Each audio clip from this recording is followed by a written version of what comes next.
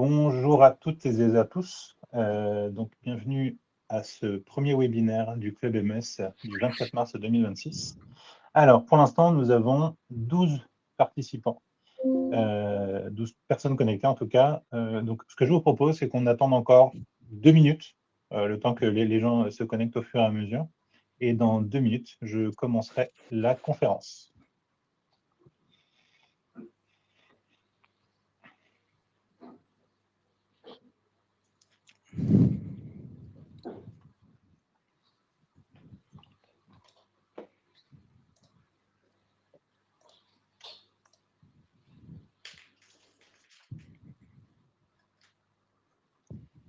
Voilà, on est déjà à 14, encore une petite minute et on va commencer le webinaire tranquillement.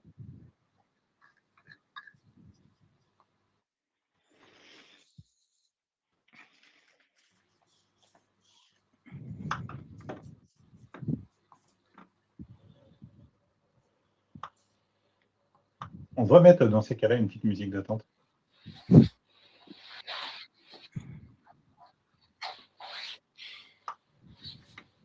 Allez, 14h02. C'est parti. Donc, comme je le disais il y a 2 minutes, bienvenue à ce Digital Experience MES organisé par le Club MES, dont le sujet aujourd'hui est du cahier des charges, du besoin au cahier des charges, pardonnez-moi, comment préparer efficacement un projet MES. Ah oui, il faut que je clique. Donc, fonctionnement du webinaire, juste très rapidement pour que tout le monde soit un peu au clair là-dessus. Seuls les intervenants et les administrateurs ont la capacité de parler et de prendre la parole. Votre seule façon d'interagir avec nous, c'est les 2 petits boutons qui sont en bas à droite. Le bouton chat et le bouton question qui seront observés avec beaucoup de sérieux par Marc-Antoine Sérillon et par moi-même en parallèle. Donc, on ne peut pas hésiter à l'utiliser pour échanger avec nous. Et donc, qui suis-je? Je suis Sébastien Boquet. Je suis président et fondateur de Zorg Consulting. Et donc, c'est moi qui vais animer cette table ronde pour le club MES. Donc, ce webinaire est constitué de 3 parties. On va vous présenter qui est le club MES. Par la suite, chaque intervenant se présentera. Donc, nous avons 3 personnes aujourd'hui qui sont nos intervenants. Donc, petite présentation de 5, 6, 7 minutes par personne, parce que ce qu'on a voulu cette fois-ci, c'est véritablement mettre la table ronde autour de tout ce webinaire et donc de vraiment créer un échange et pas uniquement des présentations faites par chacun des intervenants. D'où l'intérêt pour vous de ne pas hésiter à nous poser des questions sur la partie questions, à chatter avec nous pour que tout au long de cette table ronde, on puisse alimenter nos discussions de vos interrogations, de vos problématiques et des sujets qui, pour vous, sont brûlants. Donc, on va commencer par la présentation du Club MES. Donc, je vais laisser parler notre très cher président, Stéphane Crépet. Stéphane, c'est à toi. Bonjour à tous, toujours un vrai plaisir d'accueillir du monde dans ces DMEX, donc le Digital Experience du Club MES. Après avoir fait de nombreuses années des événements uniquement physiques, on s'est mis également à en faire en digital. Le Club MES, c'est un club sans permanent, avec uniquement des bénévoles. Donc, merci Sébastien, merci Marc-Antoine d'organiser régulièrement ce type de session. Et nous regroupons essentiellement des éditeurs, des intégrateurs et des conseils. Et donc, c'est la partie belle à la notion de conseil aujourd'hui, puisqu'on va parler du besoin, de l'expression des besoins, jusqu'à l'élaboration d'un cahier des charges ou pas au cours de cette session qui vous permettront certainement de vous faire une idée et comme le disait Sébastien, de ne pas hésiter à chatter. Marc-Antoine va relayer en tant que modérateur. L'actualité du Club MES, c'est la semaine prochaine à Global Industrie. Il y a tout un village MES au sein de Global, puisque GL Events est un partenaire de longue date du Club MES et l'inverse. Et donc, nous vous accueillerons avec grand plaisir pendant 4 jours. Et nous aurons même des conférences également sur notre village MES. Mais nous irons également intervenir au niveau de l'Agora, une nouvelle zone de Global Industrie, pour vous expliquer, je crois que c'est le dernier jour, le jeudi, qui nous sommes et permettre de se rencontrer en visuel, parce que c'est bien le visuel aussi, pour de vrai. Voilà. Donc, encore une actualité. Nous ouvrons cette fois-ci le club à des partenaires complémentaires, donc que ce soit des conseils, des constructeurs de matériel, des éditeurs de logiciels complémentaires au MES. Le MES se situe comme un chef d'orchestre au sein d'une production et doit pouvoir donner le rythme, battre la mesure, et donc de ce fait être toujours connecté avec les couches supérieures, PLM, ERP, les couches inférieures, les machines via des automates industriels, des boîtiers d'entrée-sortie ou des systèmes un petit peu plus complexes. C'est parce que nous savons justement donner la mesure, je vais continuer l'analogie musique, à tout cet ensemble, que nous sommes pertinents et qu'un MES va pouvoir gérer non seulement la production, mais également les aléas de production. Donc là, la part belle au conseil, on est dans l'expression des besoins et l'élaboration d'un cahier des charges. Je vous souhaite une bonne réunion. Pour ma part, je m'envole à Lausanne puisque nous interviendrons également demain dans une manifestation de Premium Contact. Voilà. Au revoir. Merci Stéphane. Place à nos différents intervenants d'aujourd'hui, qui sont donc au nombre de 3. Nous avons 2 industriels et un consultant. Donc la première sera Clara Ganjon, qui est actuellement chargée de l'amélioration continue chez Marle Group. Ensuite, nous aurons Sarah Fournet, qui est responsable de produit MES chez Tokai Cobex. Et enfin, Luc Berlandreau, qui est consultant senior, directeur de mission Manufacturing 4.0 chez SPC Consultant. Eh bien, allons-y pour les présentations des intervenants. Donc, Clara, je te laisse la main.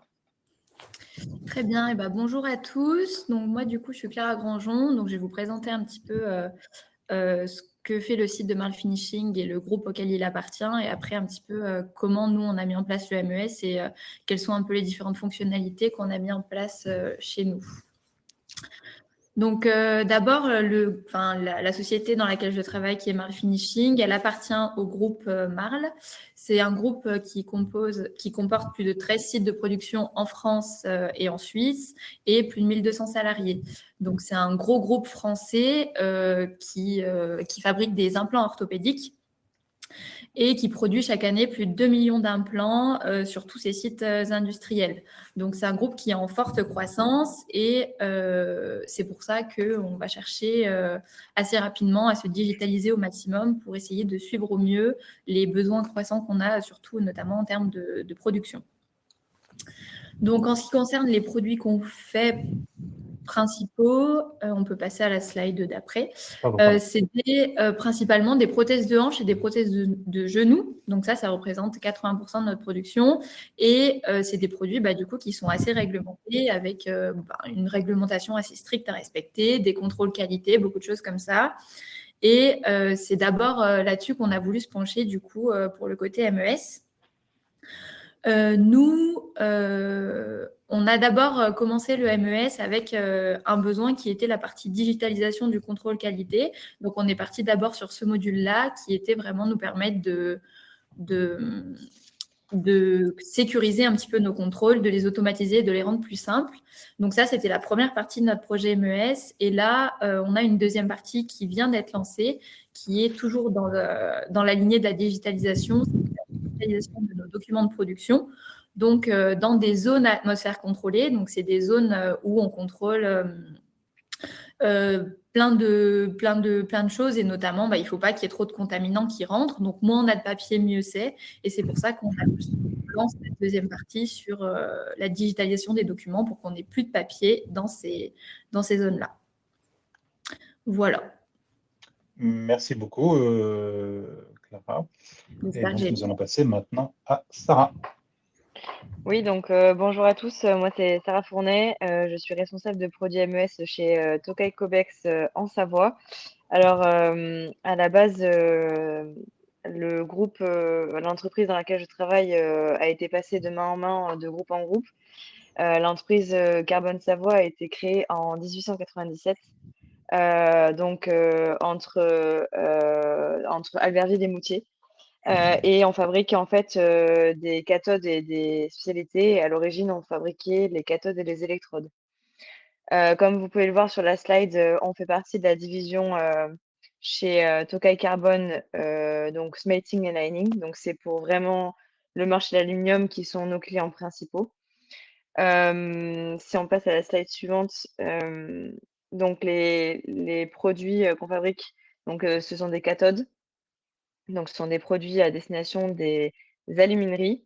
Donc, on en a 2 en France, un qui est de l'autre côté de la vallée et un autre qui est dans le nord.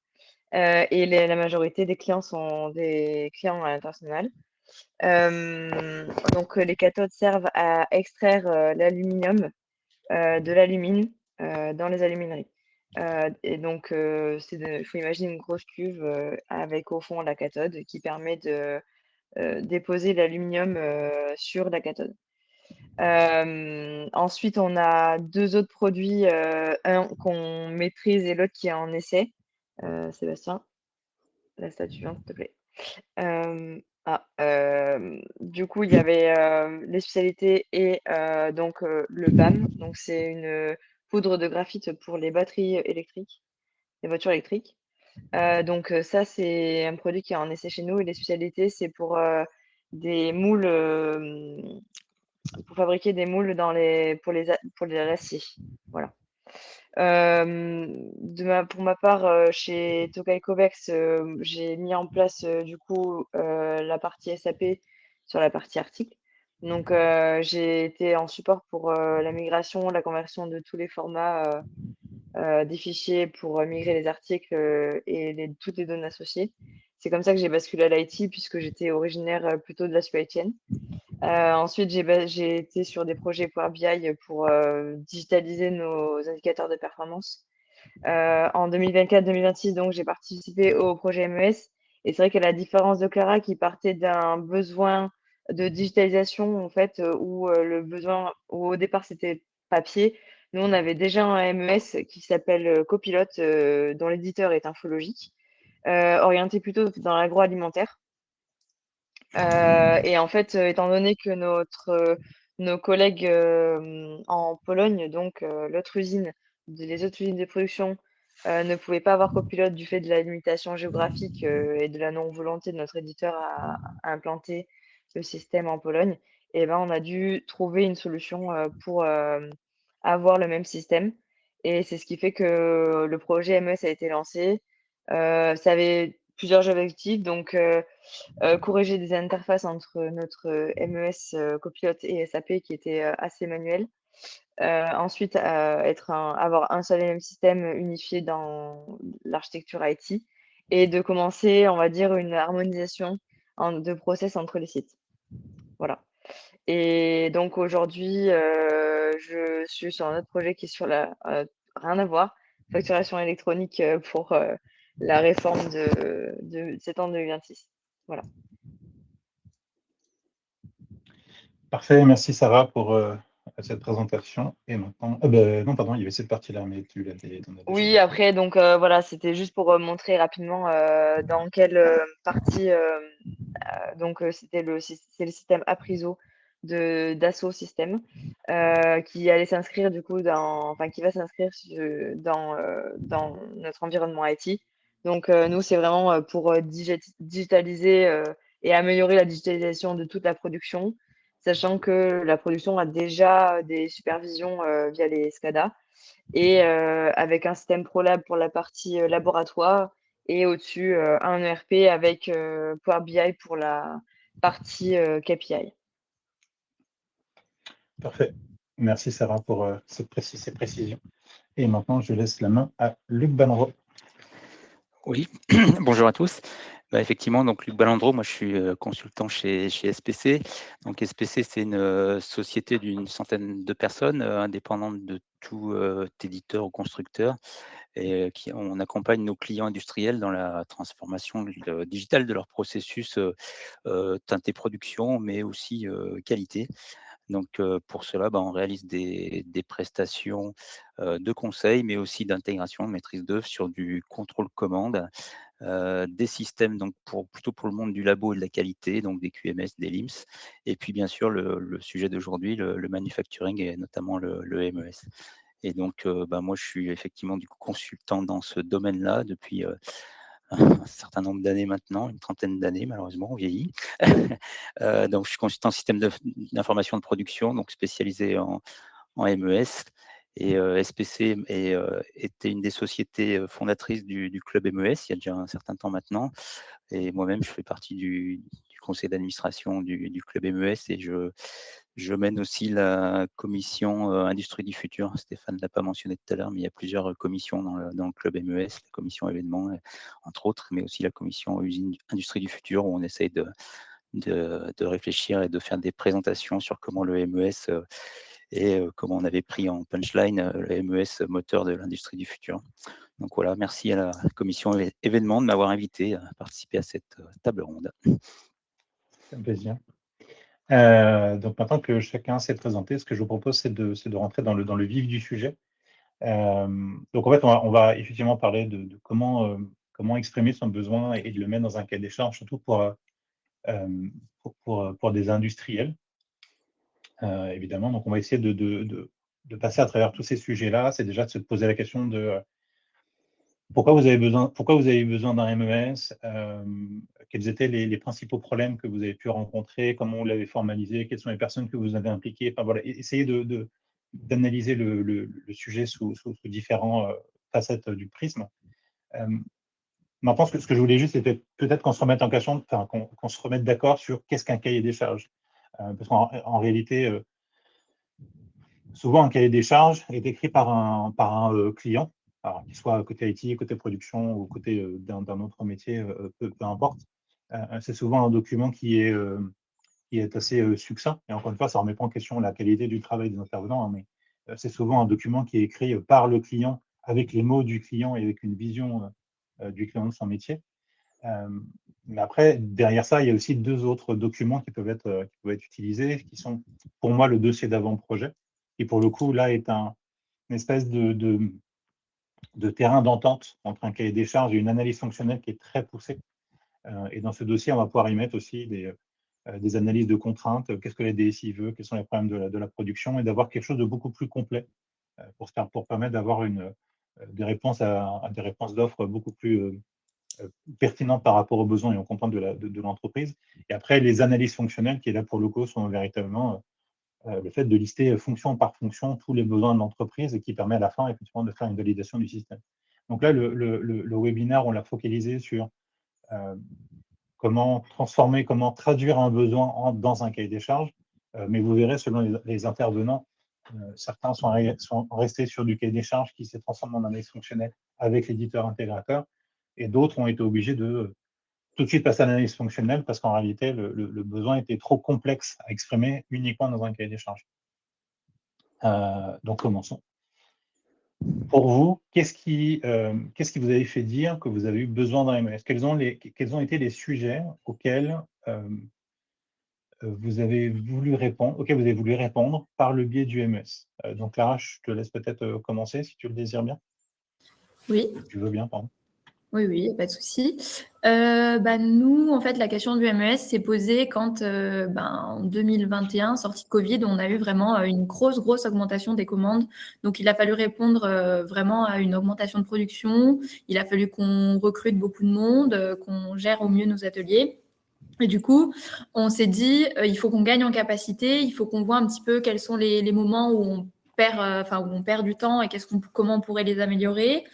On s'est aussi rendu compte que il fallait que, au niveau qualité, qu'on soit encore plus exigeant qu'on l'était déjà actuellement, et on avait besoin de mieux suivre nos indicateurs et nos mesures pour améliorer notre performance.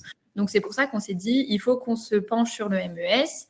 Et on s'est dit quel est le sujet le plus prioritaire. C'était les contrôles qualité, parce que c'est là-dessus que nos clients nous attendaient le plus. Et donc, on a décidé, nous, de lancer le MES sur cette fonctionnalité principale, de digitaliser nos contrôles qualité dans les ateliers pour faire en sorte qu'ils soient plus rapides, beaucoup plus sûrs, donc éviter tout ce qui est erreur opérationnelle, et pouvoir les suivre beaucoup plus facilement, éviter d'avoir des reprises du papier à l'ordinateur. Et voilà.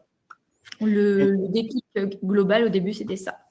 Quand vous avez défini votre périmètre fonctionnel, donc focalisé sur la qualité, est-ce que vous avez quand même gardé au fond de votre tête le fait de se dire Alors ça, c'est le premier besoin auquel je réponds à court terme, je vais le dire comme ça. Et est-ce que vous êtes déjà dit dès le début, mais je sais qu'à moyen et long terme, je vais peut-être avoir des sujets, je ne sais pas, de dossier de l'eau, d'analyse de performance industrielle. Est-ce que c'est des choses que vous avez déjà formalisées dès le début, mais pas Alors, priorisées ouais, alors c'est quelque chose au début, on s'est dit, ben, on met un peu sur la table sur quoi on aimerait travailler. Donc, il y avait la partie qualité, mais aussi la partie digitalisation des dossiers de l'eau. Il y avait aussi la partie robotisation et suivi des performances machines. Et en fait, après, on a priorisé en fonction de qu'est-ce qui pour nous était le plus important. Et aussi, on s'est dit, il faut qu'on prenne d'abord, par exemple, la partie qualité pour que ça aille, pour que ce soit plus rapide, qu'on mette ça en place et derrière pouvoir enchaîner sur les dossiers de l'eau, la robotisation, les suivis des temps des remontées machines, etc. Ouais. En fait, on avait un plan au début où on s'est dit il faut qu'on travaille sur tout ce périmètre-là, mais après on l'a redécoupé pour faire en sorte que ce soit mis en place plus rapidement. D'accord, vous avez créé des lots pour avoir une vision Oui. court, moyen et long terme sur votre déploiement MS. C'est Ok, ça. merci. Et toi, Sarah? Alors, de notre côté, il y avait plusieurs objectifs, sachant qu'il y en avait certains propres à chaque usine et d'autres collectives au groupe. Donc, de manière individuelle à chaque usine. Donc, comme j'ai dit, sur la partie France, nous, on avait des problématiques avec d'interface de communication entre notre MES et notre ERP qui est SAP. En plus de ça, notre éditeur étant focalisé sur la partie agroalimentaire, les développements qu'on demandait pour faire évoluer le MES étaient très limités parce que c'était des évolutions qui n'étaient pas demandées par les clients habituels. Donc, en fait, à chaque demande, on va dire, on nous disait bah non. Donc c'est vrai que on est à la recherche de quelque chose de plus évolué et quelque chose de plus moderne parce que on n'a pas forcément fait évoluer notre système non plus. Pour nos collègues polonais, en fait, c'était des problèmes système. Donc ils avaient clairement un système d'information qui était très ancien et plus maintenu. Donc il fallait absolument rapidement qu'ils aient un système maintenu et connecté avec leur supervision comme c'était le cas et aussi plus modernisé. Si je pars on va dire de manière imagée, nous on avait déjà la chaudière à fioul et puis eux ils étaient encore à la pierre à feu quoi. C'est imagé, mais ça permet de distinguer l'écart de technologie qu'on avait entre les deux. Et puis il faut savoir aussi que nous on était en temps réel et pas eux. Donc c'est vrai que leur migration en temps réel a été quelque peu compliquée. Oui, Voilà. je me doute. Mais c'était le déclic. Voilà, il y avait autant individuellement et collectivement, c'est la stratégie IT d'avoir un seul et même système pour toutes les usines pour mieux gérer la maintenance. Mais en termes de, enfin, donc pour la France, donc c'était une migration, hein, c'était le fait de remplacer un MES qui était déjà actuellement sur site et utilisé par tout le monde. Est-ce que Mm. ce nouveau système amenait de nouvelles fonctionnalités ou est-ce qu'il était ISO-fonctionnel? Alors, il a amené à la fois sur certaines parties de nouvelles fonctionnalités plus modernes et plus simplifiées, mais à la fois, on rétrogradait sur d'autres fonctionnalités. Je pense notamment à la partie reporting, où là, nous, on était assez autonome sur la partie reporting sur Copilot, alors que sur Apriso, c'était des rapports qui étaient forcément faits par l'éditeur et du coup, on perdait en flexibilité et en autonomie. Donc ça Ah, dépendait des fonctions, en fait. ouais, ok. Donc pour le coup, je pense qu'on a répondu effectivement à la deuxième question, qui était avant de parler du MES, enfin, avant de parler du sujet MES, en réalité, quels étaient vos irritants majeurs au quotidien? En fait, je pense qu'on a déjà répondu à la question, puisqu'en fait,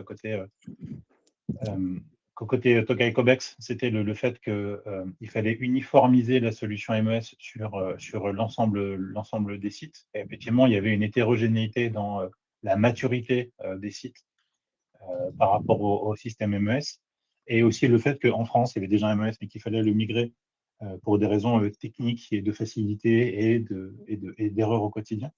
Alors que côté Mars, c'était plus alors, un besoin poussé par le client, je vais le dire comme ça, une contrainte client, ou en tout cas réglementaire et environnementale dans le sens écosystème, qui vous a poussé à prendre un MES et à répondre dans un premier temps à la partie qualité. sans oublier les autres fonctions du MES. Et donc, quand vous... Pardon, je pensais que l'un de vous trois voulait parler, excusez-moi.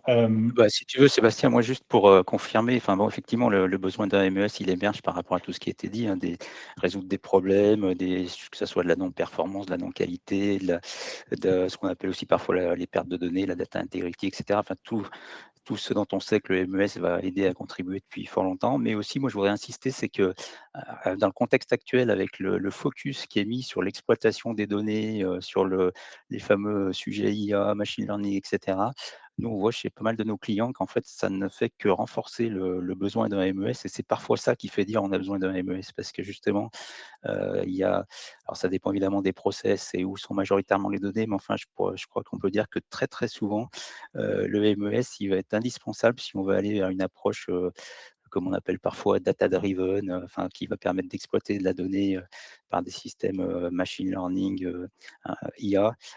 Donc le MES qui va permettre de contextualiser, voilà. Donc ça, c'est aussi cette tendance actuelle autour de la data et de l'intelligence artificielle. Elle ne fait que renforcer le besoin de mettre en place des applications métiers stables, dont évidemment le MES pour la partie manuf. Yes. Merci, Luc. Donc maintenant que à partir du moment où vous aviez identifié vos points, vos pain points, les besoins auxquels vous vouliez répondre, est venue la partie, je veux dire, formalisation, je vais le dire comme ça. Donc c'est sous plusieurs. Alors pour le coup, il y a 3 questions qui y sont liées. C'est comment vous avez formalisé vos besoins, par où vous avez commencé et comment vous l'avez formalisé. Le deuxième, c'est est-ce que dès le début, vous avez impliqué le terrain ou est-ce que vous êtes resté sur du top management et après vous êtes descendu? On va en parler. Et après, le rôle des différents acteurs. Donc, si je reviens sur le premier point, comment vous avez formalisé vos besoins, excusez-moi, sans rentrer dans, je dirais, une liste au Père Noël, un catalogue, en fin de compte, de fonctionnalités qui en fin de compte, ferait que le projet soit trop compliqué, soit pas du tout dans la cible des attentes. Donc Clara, je te laisse en parler. Ouais, nous justement, c'est un petit peu ce qui s'est passé quand on a voulu formaliser les besoins, c'est qu'on est parti un petit peu du flux existant. On s'est dit, on a nos contrôles qualité qui sont faits de telle manière actuellement, et on veut qu'ils soient refaits de la même manière, mais juste grâce à un MES. En fait, on s'est vraiment dit, on part du flux manuel qui est fait et on veut le digitaliser. Et donc au début, on est vraiment parti sur justement un catalogue de fonctionnalités. Ça se passe comme ça actuellement, on veut qu'il y ait ça, ça, ça. Et c'était vraiment une liste qui était hyper longue et on avait beaucoup trop de besoins en fait à ce moment-là.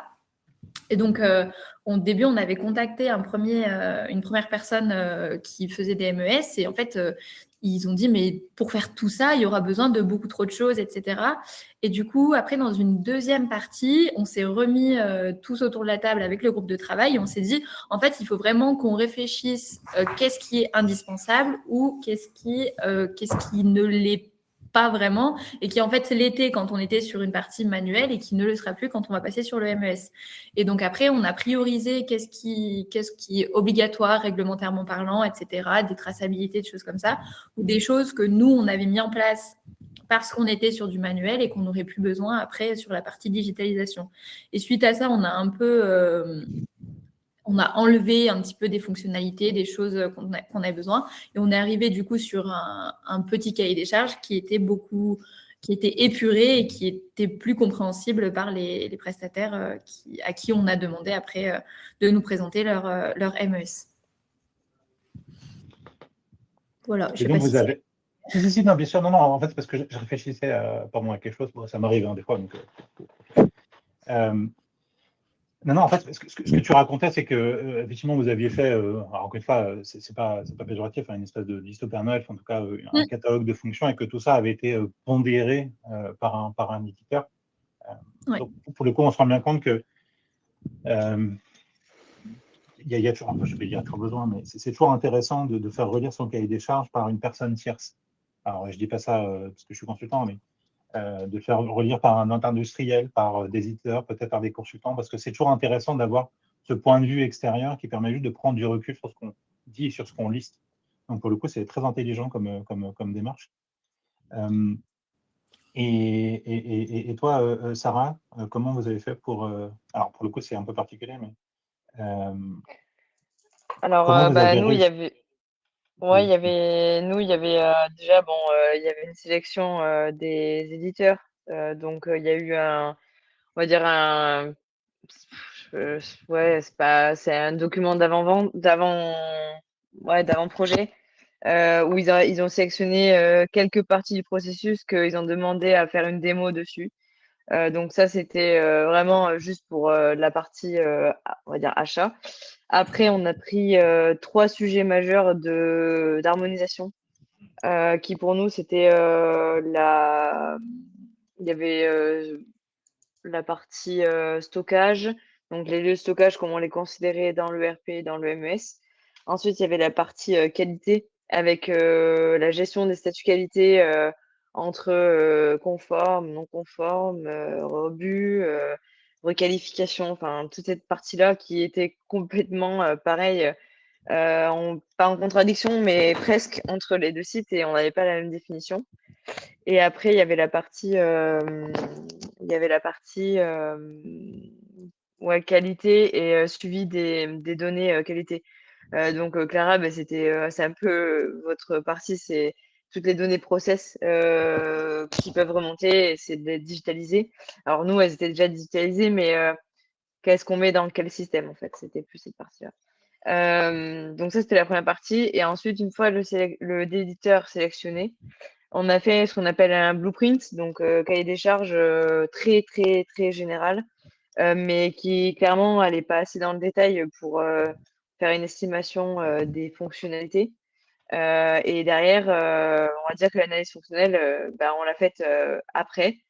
On va dire, au départ, c'est la France qui a donné l'impulsion. Et après, la Pologne s'est greffée sur ce document-là. Voilà. Ça a été fait au fur et à mesure. Ça s'est fait en plusieurs fois après. On est parti de l'existant, de ce qu'on faisait aujourd'hui dans notre système. Et après, on a repensé certaines choses qui étaient un peu aberrantes finalement. Un peu comme Clara, en fait. Il y a une liste du Père Noël et puis après, on y réfléchit un peu et on se fait un peu challenger. Donc, voilà, ça s'est fait comme ça chez nous. Alors, effectivement, la spécificité de Tokai Cobex, alors je me permets de prendre un peu la main sur le sujet parce qu'en fait, c'est moi, enfin, j'ai fait partie du projet analyse fonctionnelle, donc je suis un peu, enfin, je sais. Effectivement, c'est ce que je vous disais au tout début, c'est que pour le coup, le cahier des charges, dans leur cas, était très succinct. Enfin, très succinct. Très Il ne rentrait général. pas dans les fonctions. Voilà, il ne rentrait pas dans les fonctions. On était on aimerait, qu'est-ce qu'on aimerait comme MES, mais vu du client. Et effectivement, cette partie analyse fonctionnelle a été essentielle. Et pour le coup, je parle sous le contrôle de Luc. Parce qu'en fin de compte, elle oblige à véritablement rentrer dans toutes les fonctions, de toutes les listées. Et en fait, c'est ces fonctions-là qui vont être développées dans le MES. Parce que là, la solution, enfin, le besoin était beaucoup trop gros. Là, pour le coup, on couvrait 7 fonctions MES sur les 11 totales. Donc, pour le coup, c'est un très, très gros sujet. Et là, le cahier des charges est insuffisant. Donc, je pense qu'on y reviendra après, mais effectivement, l'importance de l'OTIR, c'est important. Par contre, effectivement, chaque contexte est différent. Donc, parfois, il y a des contraintes avec des logiciels déjà ciblés, etc. Mais dans l'absolu, c'est vrai que nous, on préconise de partir d'objectifs vraiment opérationnels. Je ne sais pas, par exemple, améliorer la qualité de tel atelier ou la performance équipement de telle zone. Et après, de décliner ça en macro-besoins concrets, mais encore qui reste très fonctionnel. Par exemple, pour améliorer la qualité de l'atelier, c'est accès aux documents techniques ou collecter automatiquement tel et tel paramètre, etc. Donc, on reste très fonctionnel. Et à partir de ça, on va exprimer des fonctions qui, elles, vont devenir des fonctionnalités dans un MES ou un autre système d'ailleurs, parce que nous, parfois, souvent, quand on nous sollicite, certes, il y a besoin de MES souvent, mais il peut y avoir aussi besoin d'outils complémentaires. Et surtout, la recommandation, mais c'est facile à dire, mais ça dépend parfois du contexte, encore une fois, mais c'est de de s'affranchir de l'existant dans un premier temps et surtout pas le pire des cahiers des charges, c'est je veux faire la même chose qu'avant effectivement, comme ça a été dit avant, d'être trop proche du process existant parce que la mise en place de MES et de la digitalisation au sens large, c'est aussi l'occasion parfois unique de remettre à plat ces processus et de les améliorer. Donc surtout, essayer de se détacher de l'existant pour aller vraiment vers de l'expression de besoins fonctionnels qu'on va décliner après dans des objectifs techniques. Exactement. Et pour le coup, je me permets de rebondir sur ce que tu dis, parce qu'on a une question dans le chat. La deuxième qui était: avez-vous aligné vos besoins sur les processus standards de l'outil MES retenu et comment avez-vous priorisé les fonctionnalités? Alors pour le coup, on n'en est pas dans la présentation d'aujourd'hui, on n'en est pas encore là, on va y arriver à la fin. Mais pour le coup, c'est une très bonne question du standard versus spécifique. Oui, mais moi il faudra qu'on aborde ce sujet plus tard. Je le prendrais à l'envers. Il ne faudrait surtout pas aligner le besoin par rapport au MES retenu. Il faudrait d'abord exprimer le besoin et après retenir le bon MES. C'est vraiment parce que c'est justement la dérive que je disais. Si vous partez des contraintes d'un système pour faire vos processus, bon, ok, c'est une façon de faire, mais c'est sans doute pas la meilleure. Surtout que le monde du MES est très variable, très large. Il y en a pour tous les goûts, moi, je dis souvent le MES, en fonction du secteur du client, de ce que vous voulez faire, ça peut être sous une forme très, très, très diverse. Donc, effectivement, exprimez vos besoins, ciblez après. C'est là où c'est pas facile quand on est purement du métier. Éventuellement, je ne vais pas dire le contraire, faites-vous aider pour aller cibler une liste d'éditeurs qui vont bien. Parce qu'effectivement, vous n'allez pas solliciter tous les éditeurs de la planète entière, mais souvent, nous, on nous demande des listes de 4, 5, 6 maxi. Et après, vous allez faire les grilles d'adéquation pour dire, bah, OK, et justement, mesurer le niveau de standard, c'est hyper important. Maintenant, tout le monde, effectivement, le but du jeu, c'est d'éviter de faire du spécifique, quel que soit le système. Et donc, vous allez pouvoir mesurer l'adéquation fonctionnelle entre les systèmes choisis, si on peut dire, et vos besoins à vous, dans votre contexte, avec votre contexte fonctionnel, mais aussi le contexte, on y viendra, je pense, un peu après, d'intégration entre votre existant, d'automatisme, d'IT, et tout ce qui fait que votre site, il n'est pas le même que celui d'à côté. Oui, et que ton MES se met dans un écosystème. Ouais, je suis entièrement Voilà. d'accord. Mais Et pour le coup, c'est une vraie question de fond. C'est standard versus spécifique. C'est qu'il faut accepter que dans un projet MES, mais dans tout autre projet, il n'y a pas de question là-dessus, c'est qu'il va falloir que vous changiez aussi quelques process ou quelques façons de travailler pour vous adapter un peu au standard. Il faut minimiser ça. Je suis entièrement d'accord et pour le coup, je suis assez aligné avec toi, Luc. C'est la solution de s'adapter aux besoins. Mais il y a quand même certains moments où il va falloir adapter son besoin à la solution pour rester au maximum dans le standard. Mais effectivement, on abordera le sujet un tout petit peu plus tard. Maintenant, la question qui se pose, c'est qui implique-t-on dans l'écriture de ce cahier des charges, de ces analyses fonctionnelles, en tout cas du document fédérateur du projet? Est-ce que les personnes de terrain, on doit les impliquer plus jeune âge, excusez-moi, au plus tôt, ou est-ce qu'on attend un peu? Comment vous avez traité le sujet, Clara? Alors nous, on a essayé d'impliquer au maximum la production. Enfin, en fait, ce qu'il faut savoir, c'est que déjà, de base, c'est la production qui était dans le pilotage du projet. Donc, ils étaient au maximum là pour tout ce qui est établissement du cahier des charges et après, dans la partie développement. Mais on a essayé d'impliquer au maximum tout ce qui était production et même d'avoir aussi des remontées opérateurs parce que au final, nous, notre philosophie, c'était c'est les parties opérationnelles qui va l'utiliser. Donc, c'est eux qui font les contrôles tous les jours et c'est eux qui, du coup, peuvent savoir quels sont vraiment les besoins auxquels il va falloir répondre, comment faire en sorte que l'interface soit simple à utiliser pour eux. Donc, nous, on a essayé, vu qu'on construisait tout et que c'était à nous de décider ce qu'on voulait, on a essayé d'impliquer au maximum les personnes de la production avec la qualité pour la partie cahier des charges et vraiment quels sont les besoins auxquels il faut répondre et quelles sont les choses sur lesquelles on peut se dire ça, c'est pas forcément indispensable, on peut le mettre de côté pour le moment. Donc oui, nous, dans le sujet, la production et du coup la qualité étaient au cœur du projet. Et après, on avait en fait la partie informatique qui, eux, étaient beaucoup plus en support sur la partie infrastructure, choix après de l'éditeur MES en vérifiant s'il était assez robuste, s'il pouvait correspondre au site, etc. Mais pour la partie définition vraiment des besoins et après de l'interface en lui-même, on était plus sur production et qualité. Donc, pour le coup, ce que je comprends, mais ce que je rebondis sur la question qui est après, qui est le rôle des différents acteurs. Mm. Ce que j'entends, c'est que vos sponsors, ils étaient plus côté production et qualité, et l'IT était en support. C'est C'est ça? ça. Ouais, en fait, nous, je pense que, alors ça a été le cas chez nous, mais c'est pas, enfin, c'est vraiment le cas dans peu d'entreprises, je pense. C'était plus, la production avait un besoin, c'était de digitaliser la partie qualité. La direction suivait derrière en disant, bah, nous, on veut avancer assez rapidement, donc présentez-vous nos besoins et après, on verra chez quel éditeur on va. Et en fait, on a eu au début un blocage au niveau informatique groupe qui nous disait, mais nous, on veut mettre un MES sur tous les sites du groupe, vu qu'on est un groupe, il faut qu'on travaille au niveau groupe.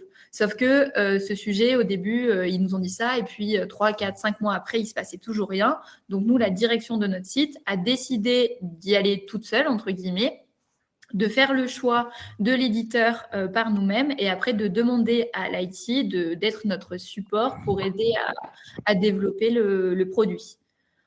Alors que dans d'autres entreprises, c'est plus l'inverse où c'est l'informatique qui choisit et après la production qui va s'adapter au Pour le logiciel. coup, je suis entièrement en phase avec toi. Mais j'ai une question un peu subsidiaire. Donc, ces solutions-là, vous les déployez en France. Et est-ce que Oui. vous avez vocation à les déployer sur les autres sites? Ce que je veux dire, c'est que est-ce que votre site devient une espèce d'exemple pour Alors, les autres sites? bah justement, au début, nous, on a dit on lance, on n'attend pas les autres parce que bah, on veut avancer. Et là, ce qui est en train de se passer actuellement, c'est que les autres sites se rendent compte que ça fonctionne plutôt bien. Et du coup, ils ont contacté notre éditeur pour les faire venir chez eux et déployer la solution qu'on a mis chez nous. Bah, d'abord partir sur le contrôle qualité et après, bah, si tout se passe bien, continuer Ok. comme nous par la suite. Et pardon, Sarah, je vais sauter à Luc. Toi, Luc, des sujets que tu peux traiter, enfin que tu as déjà traité, que tu es en train de traiter, c'est quoi pour toi la répartition des projets qui sont plus côté IT ou plutôt côté production? C'est quoi les Bah, organisations de projets que tu peux rencontrer? alors déjà, je voudrais surtout pas qu'on croie que si, c'est un multisite, c'est l'IT qui choisit, parce que de toute façon, si on veut que le MES soit le MES, il est là pour répondre à des besoins métiers et donc effectivement, dans la démarche de choix, qu'elle soit au niveau d'un site, enfin même plus petit, d'une ligne ou d'un site ou multisite, je pense qu'il faut impliquer tous les acteurs, hein. L'expression du besoin, elle est très métier forcément.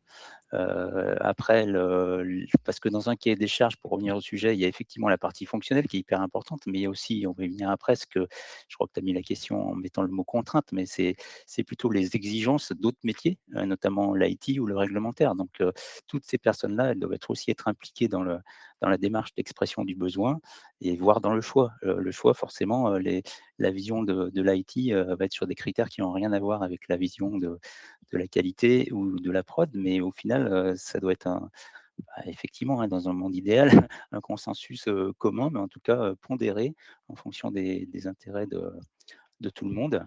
Voilà, et après, évidemment, le tout supporté par des sponsors, souvent à haut niveau, hein, au niveau de la direction. Alors après, effectivement, il y a plein de choses que je dis aujourd'hui, ça dépend évidemment de l'ampleur du projet. Si c'est un MES, TRS sur une ligne de conditionnement, c'est pas le même effort que si c'est un projet multisite pour faire de toute la traçabilité et le suivi qualité. Voilà, donc c'est adapté en fonction je dirais, de l'ampleur du projet. Mais malgré tout, un sponsorship assez fort de la direction parce que ça va impacter pas mal de monde, la mise en œuvre d'un système comme ça. Et après, l'implication des métiers, puisque c'est la question de base, bah, au plus tôt, parce que c'est eux qui, par rapport à l'existant, qui mettent en évidence les fameux les pain points, comme on dit, les points améliorés. Et puis, c'est eux, enfin, par rapport à la conduite du changement, si vous les impliquez juste la veille du go live, si vous voulez être sûr que le système est rejeté, là, on a tout gagné. Donc, effectivement, il faut que les personnes de terrain soient impliquées au plus tôt avec la démarche d'accompagnement du changement qui va bien. Ok, merci. Et donc, côté de Tokai Cobex, euh, euh, qui vous avez impliqué, pardon, dans les cadres de ces analyses fonctionnelles? Quelles sont les difficultés que vous avez pu rencontrer? Et vous, de votre côté, quelle était l'organisation de projet? Alors, si on part de l'organisation de projet, donc moi j'étais par exemple product manager, donc je représentais le besoin métier, fonctionnel, parce que j'avais, de par mon expérience en supply, bah, j'avais des contacts faciles avec les chefs d'atelier, les responsables de production et les contremaîtres qui du coup connaissent le métier. Après, il y avait donc on était deux product manager, il y avait moi et un responsable de production de notre site. Ensuite, il y avait le chef de projet, donc qui était toi. Et après, il y avait quelqu'un qui était en charge de la partie gestion du changement et on va dire liaison avec le terrain sur la partie implantation. Donc, par exemple, c'est plus sur la partie équipement, terrain, etc. Être en lien permanent avec le terrain. Donc ça, c'est quelqu'un de la supply qui a migré aussi à l'IT. Et après, ben, en termes d'implication terrain, en fait, moi, j'avais pris l'initiative déjà de faire une première, un premier check avec tous les ateliers, plus les fonctions support, des difficultés rencontrées avec le système actuel, les besoins d'évolution, etc. Donc ça, c'est la toute première chose que j'ai faite, bien avant la sélection. Et après, effectivement, on est passé par tous les ateliers et plusieurs fois. Parce que on fonctionnait en méthode agile et donc il y avait des sprints qui n'ont pas forcément en plus suivi le flux de production qui n'était pas forcément très logique. Mais enfin, ça, c'est pas nous qui avons décidé.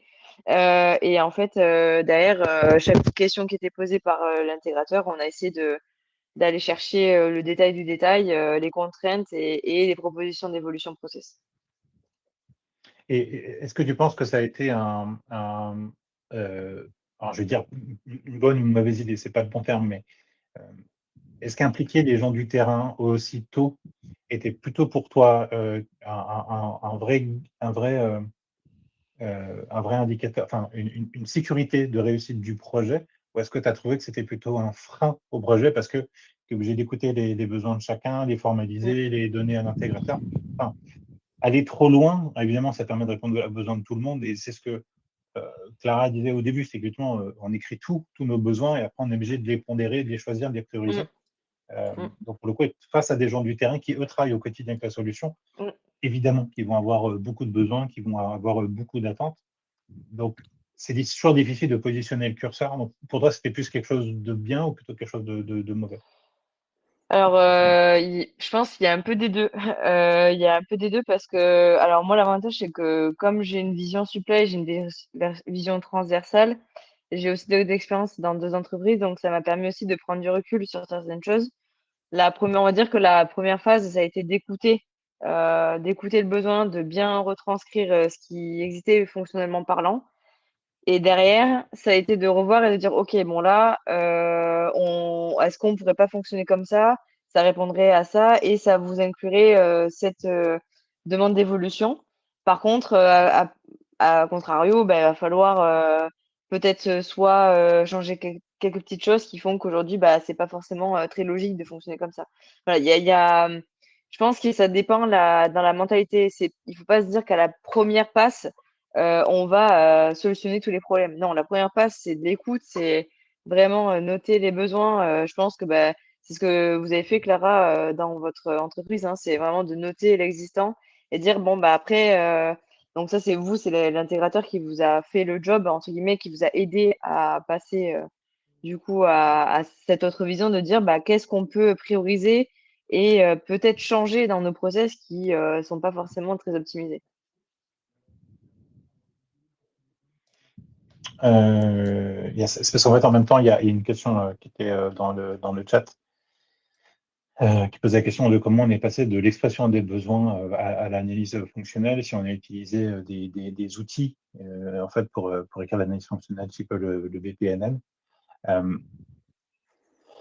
En fait, quand on a écrit les analyses fonctionnelles, moi je me suis inspiré de ce qu'on fait en pharmaceutique. Alors pour le coup, Luc, tu as totalement le droit et de me corriger et d'abonder dans ce que je dis. On a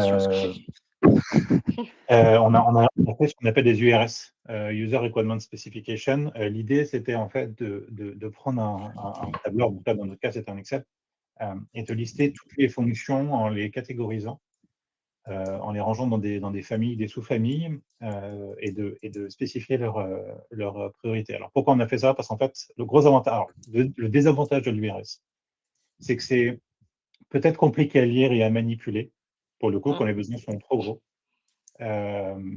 L'intérêt que ça a, c'est qu'en fait, ça force les gens déjà à bien découper leurs besoins en fonctions et ça oblige, comme un PowerPoint peut le faire par rapport à un Word, à être très synthétique dans la description. Mais encore une fois, tout est une question de potentiomètre, quoi, hein, De où curseur. on va et ouais, exactement, et où on va.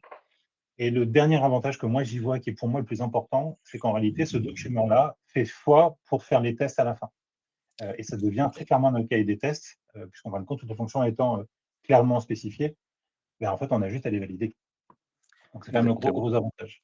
Il y a ça, puis à l'étape d'avant, il peut servir aussi de base pour l'évaluation des fournisseurs, comme on disait tout à l'heure, Mm, pour l'évaluation de la couverture fonctionnelle. Donc effectivement, mm, dans un cadre, on va dire un cadrage de projet MES, il y a 2 types de documents. Moi, j'appelle ça cahier des charges fonctionnelles ou effectivement URS, qui est effectivement une liste de fonctions, mais qu'on ne fait pas au hasard parce qu'on fait quand même les fonctions qui vont permettre de supporter vos process. Et en parallèle de ça, parce que je vois qu'effectivement dans le chat, on parle de BPMN, il y a effectivement la modélisation, on parle souvent de process end-to-end, de vos différents process qui vont faire intervenir du MES, mais pourquoi pas aussi d'autres outils, hein, l'interaction mm. avec un WMS pour la logistique, avec un LIMS pour les contrôles qualité, peu importe. Donc le fait, et ça l'approche chez nos clients, elle est, soit on arrive et c'est déjà tout modélisé l'existant, mais honnêtement, dans la plupart des cas, c'est dans la tête de plusieurs personnes clés qui doivent justement être impliquées dans les projets pour faire l'analyse de besoins et le mettre en place un MES, et ben, c'est là aussi une très bonne opportunité pour formaliser un peu plus ça. Et du coup, vos fameux BPMN, si vous en faites, eh bien, ils deviennent part entière de votre dossier d'avant-projet, quoi. Et Et nous, la liste des pardon, allez-y. le BPMN, c'était la base, en fait. On l'a fait du coup en avance de phase et c'est vrai que ça nous a aidé. Mais c'est vrai que bah, j'ai pas l'impression que pour le coup, notre intégrateur, il y a prêté tant d'attention alors qu'on avait fait l'effort de le traduire en anglais, etc.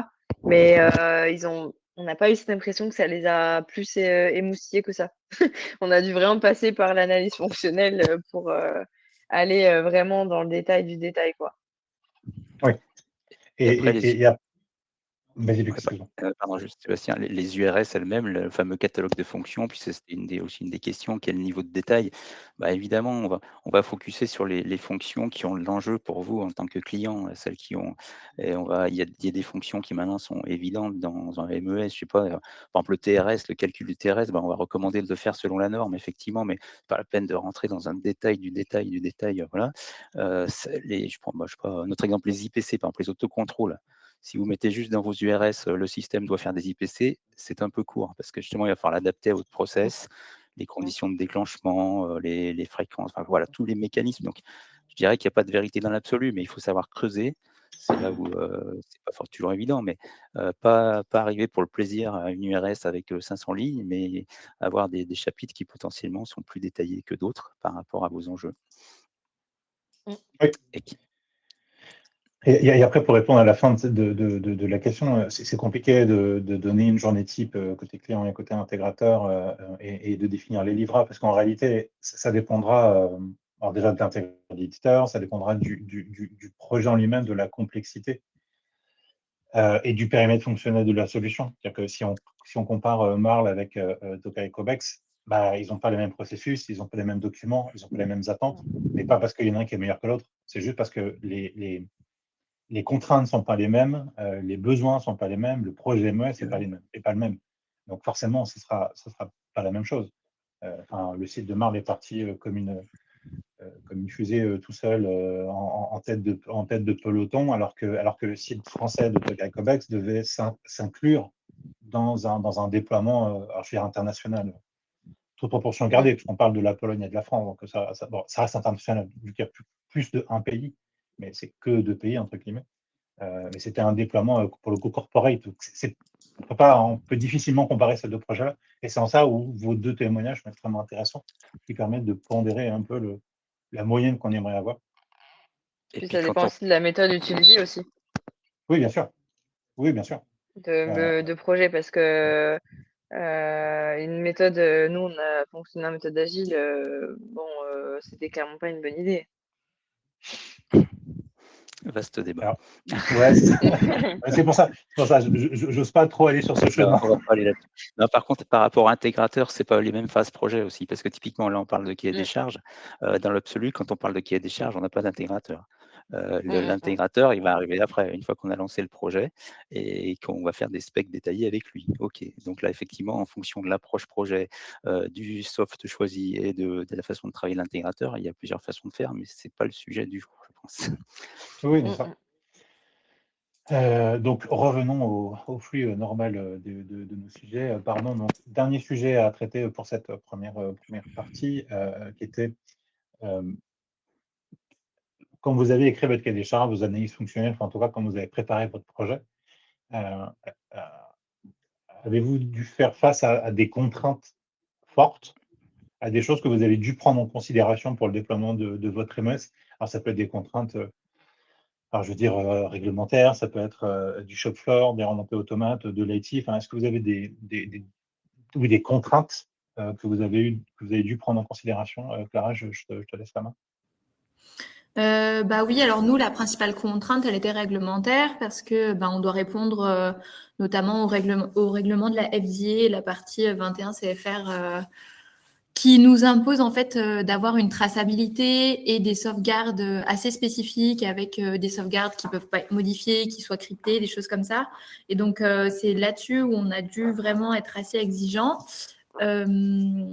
Donc, il a fallu qu'on demande aux intégrateurs MES si, quand ils sauvegardaient, est-ce qu'il y avait moyen de crypter les données, d'être sûr qu'elles soient plus modifiables une fois qu'elles ont été enregistrées, des choses comme ça. Donc, ça, c'était vraiment notre grosse contrainte qu'on avait. Après, on n'avait pas trop de contraintes sur la partie informatique. Le service IT, en gros, nous a dit que eux, ils s'adapteraient à ce qu'avait besoin l'intégrateur, à ce que nous, on avait besoin de faire. Là-dessus, on n'a pas trop été embêtés. C'est vraiment sur la partie traçabilité et enregistrement, en fait, qu'il a fallu qu'on soit hyper exigeant. OK. Et vous, côté Tokai? Nous, côté Tokai, le public qui allait utiliser le MES, qui n'était pas forcément très... Ils sont pas très informatiques chez nous.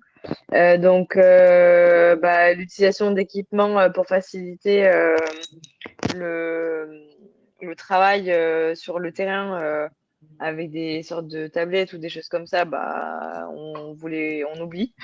On reste certaines fois au papier reporté avec sur le digital. Après contrainte matériel, parce que on a un groupe, donc il fallait qu'on ait du matériel spécifique groupe utilisé par tous. Après contrainte IT, parce que fallait que ça respecte les normes IT, alors il fallait deux entités bien distinctes, etc. Voilà, mais après, en termes de contraintes comme Clara, non, parce que c'est pas aussi pointu. On n'a pas un métier aussi pointu. Si ce n'est peut-être que sur la partie automobile, qui est pourtant pour l'instant très minoritaire. Mais sinon, le reste, non, c'est assez. Alors, pour le coup, peut-être que la seule contrainte que je peux voir du projet, c'était peut-être l'interface avec SAP, qui était assez nouveau. Mais effectivement, c'est Oui, peut-être la mais seule c'est pas une contrainte que je contrainte, pourrais lister. Oui. ouais, après, ils sont quand même bien débrouillés, c'était du standard. Donc, c'est des messages XML, donc il n'y avait rien de très compliqué là-dedans. Et après, je dirais à la finalité, le fait qu'il y ait des multisystèmes entre SAP, la partie LIMS et la partie SCADA et la partie Power BI, ça fait quand même un paquet de Alors, systèmes autour. Et voilà, du coup, c'était assez contraignant là-dessus. Mais justement, tout ce que vous venez de dire, que ce soit les contraintes FDA ou voilà, sécurité, audit trail, enfin tout ce qui est, ou ce que vous venez de dire, l'intégration dans les autres, avec les autres systèmes, c'est-à-dire construire votre système d'information cible, moi, j'aime pas trop le mot de contrainte parce qu'elles aussi, on doit les transformer en exigences. Parce que là aussi, vous allez évaluer justement la solution que vous allez choisir. Et donc, typiquement, les exigences pour les sauvegardes cryptées ou pour la signature électronique ou ce genre de choses, elles vont faire partie, elles vont se transformer dans ces fameuses URS d'expression du besoin. Et pareil pour les contraintes informatiques. Une d'entre vous avez dit l'informatique a été sympa, ils nous ont pas trop embêtés entre guillemets, mais parfois l'informatique au contraire a des bonnes raisons d'exiger certaines choses. Et là aussi, il faut les transcrire. Alors c'est pas les mêmes chapitres, c'est pas le chapitre fonctionnel, mais Donc ces contraintes, c'est vrai qu'on l'appelle souvent contraintes, on voit l'IT, la qualité comme des contraintes, mais en fait, ils ont aussi leurs exigences qui doivent être prises en compte dans le choix des systèmes, qui vont être à la fois, et qui là aussi vont intervenir au moment, pourquoi pas, du choix de la solution, et aussi des tests, comme disait Sébastien, parce que comme ça aura été documenté, typiquement vos sauvegardes cryptées, etc., si vous voulez prouver que ça se fait, ça doit pouvoir aussi, si c'est nécessaire, rentrer dans un plan de test et de validation de votre projet. Après, Exactement. je suis assez d'accord avec toi, Luc. Après, il y a des contraintes justifiées et non justifiées. Par exemple, par exemple, je parle de matériel. Sébastien connaît très bien le sujet parce que c'est lui qui a bataillé pendant des mois et des mois. Nous, dans les ateliers, on a des IPO, donc c'est des panels PC tactiles. Et nous, on voulait garder ce type de PC parce que les ateliers appréciaient énormément l'utilisation. Et en fait, le groupe nous a dit, ah ben non, nous, on veut mettre des PC dans les ateliers. Je vous fais un petit topo. On a de la poudre de graphite dans les ateliers. Autant dire que les PC, ils vont pas tenir 6 mois. Donc ça, on a beau leur avoir dit et redit et redit. Ils ont fait ce qu'ils ont voulu en Pologne et ils se sont rendus compte qu'effectivement, la poudre de graphite, c'était pas top top. Donc, ils ont acheté une. Parce que pour le coup, on parle de PC bureautique. Hein. Voilà, C'est pas PC bureautique. avec un écran HP et une petite unité centrale. Et une Donc, magnifique tour avec un ventilateur sur un site de production avec de la poudre et de la température. voilà. Très bonne idée. Voilà. Donc, c'est pour ça que je suis assez d'accord avec toi. Après, il faut quand même garder un certain bon sens dans les contraintes demandées. Et effectivement, nous, on a eu des discussions assez animées avec l'IT Pologne. C'est là où on ne va pas faire un cas particulier sur votre cas, mais où le sponsorship, il est nécessaire. Parce que typiquement, quelqu'un du métier qui aurait supporté ce projet-là à ce point-là, il vous aurait dit, attendez, non, c'est un point, c'est une contrainte, mais une contrainte réelle et liée à mon process d'avoir des PC IP quelque chose protégé, quoi. Et puis, c'est pas Nous, négociable. on a dit et redit, hein, mais ça n'a pas le temps que ça monte. En fait, qu'ils se rendent compte sur le terrain que c'était pas viable. Alors pour le coup, Luc, c'est intéressant ce que tu dis, parce que ça revient sur le sujet d'avant qui était le rôle des différents acteurs. Et pour le coup, tu as raison sur Tokai Cobex. Le principal sponsor et acteur du projet était IT. Donc effectivement, et là-dessus, je te rejoins, c'est que si on avait eu une pondération de cette force de décision de l'IT par des gens du métier, peut-être que ce genre de sujet-là aurait été traité beaucoup plus rapidement. Là, pour donner un exemple, le sujet des ordinateurs, ça a duré 8 mois. Hein, pour qu'à la fin, on dise, ah ouais, des PC bureautiques avec de la passère, ça marche pas. Oui, si tu m'as demandé, je te l'aurais dit, mais... pardon, pour le coup, je rebondis sur des questions qui sont dans le chat, où on parle de POC, de Proof of Concept. Alors, pour le coup, c'est hyper intéressant. Alors déjà, qu'on revienne un peu sur une chose. Un Proof of Concept, et encore une fois, Luc, tu me corriges, un Proof of Concept, c'est bien de prendre des fonctions du client, de les implémenter dans un MES, mais en fait, c'est un projet qui est destructible. C'est que normalement, un Proof of Concept n'a d'existence que pour prouver la capacité d'une solution ou d'un intégrateur, c'est pas le sujet, à répondre à des besoins du client et s'assurer que, alors normalement, on prend les fonctions les plus complexes, normalement quand même, pour pousser un peu le curseur le plus loin possible. Mais le proof of concept est normalement fait pour disparaître. Il est juste là pour prouver, d'où son nom. Après, il y a excusez-moi, j'ai perdu le fil. L'autre qui est plutôt un pilote, pardon. Non, c'est pas un pilote, un autre mot, excusez-moi. Non, mais Proof of Concept, on parle parfois aussi de maquettage, mais c'est vrai que encore une fois, ça dépend de l'ampleur du projet. On ne va pas faire ça pour un petit projet, mais dès qu'il y a un peu de l'enjeu quand même sur le choix, sur un MES qui va impacter pas mal de vos process, c'est vrai que ça vaut sans doute le coup dans la démarche très en amont, potentiellement même encore avant le choix final. Nous, on aime bien faire ça typiquement avec les 2 sociétés, voire parfois 3 en shortlisté, comme on dit. Et là, si vous montez un scénario de maquette, hein, vous faites un scénario simplifié, pareil, avec ce que vous voulez vraiment voir dans tel et tel soft. Et là, oui, ça vaut le coup d'investir quelques milliers d'euros, ou alors parfois vos éditeurs le font à titre gratuit. Enfin, c'est toujours pareil, ça dépend si ça va leur prendre 5 heures ou 4 jours, mais ça se négocie. Mais ça vaut le coup pour avoir effectivement une démo appliquée à votre process. Et ce qu'on demande, nous, typiquement, c'est de mettre les vrais noms des équipements, enfin des choses qui, quand vous allez montrer ça à vos futurs utilisateurs, ça leur parle, quoi. C'est pas la démo bateau, entre guillemets, avec Oui, il y a une vraie immersion. fabrication d'un vélo, alors que vous faites quelque chose qui n'a rien à voir, quoi. Donc, Et pour le coup, côté Marle, pardon, Clara, est-ce que vous êtes passé par des proof of concept? Enfin, comment vous avez après, on sort un peu du sujet, excusez-moi, hein, de l'expression des besoins, mais En comment? fait, ouais, justement, j'ai une autre contrainte qui m'est revenue quand je vous ai entendu discuter, c'est que nous, il fallait que le MES puisse récupérer les datas de nos moyens de contrôle, donc notamment de tout ce qui est pied à coulisses, micromètres, etc. Et donc, il a fallu que l'intégrateur, en fait, quand on a décidé de partir avec lui, il s'est directement mis en contact avec donc Mitutoyo, qui sont nos fournisseurs de moyens de contrôle, et ils ont testé dans un premier temps la faisabilité technique de l'envoi automatique de données entre nos moyens de contrôle, donc nos pieds à coulisses et l'interface MES. Et une fois que ça c'était validé, on a décidé du coup de dire bon bah si ça fonctionne, c'est ok, on part sur cet intégrateur et on continue.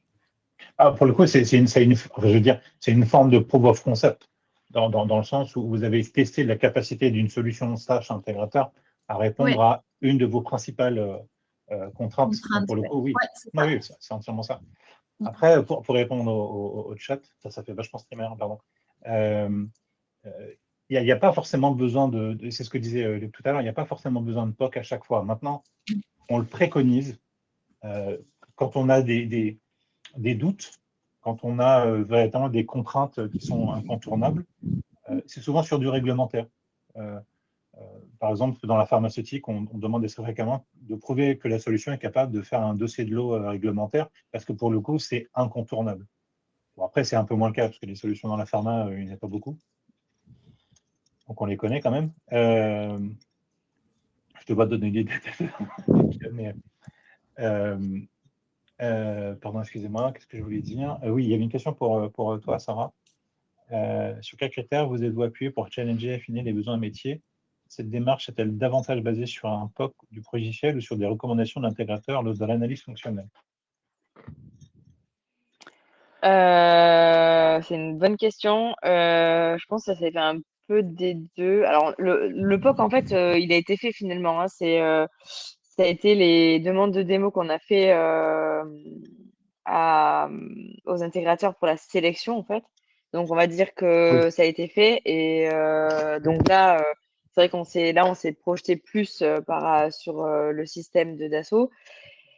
Et après, c'était de dire effectivement la finition des besoins, on a été challengé aussi par l'intégrateur, hein, de dire bah oui, bah là la Pologne il fonctionne comme ça, est-ce qu'on peut pas trouver un compromis et du coup on peut vous proposer ça et est-ce que vous pouvez voir si ça peut fonctionner. Je pense à un cas où par exemple on a des fours à feu tournant, donc c'est des infrastructures assez énormes. Et, et en fait, on avait des moyens de charger différemment avec des PDA, pour scanner, etc., et pour sélectionner sur l'outil.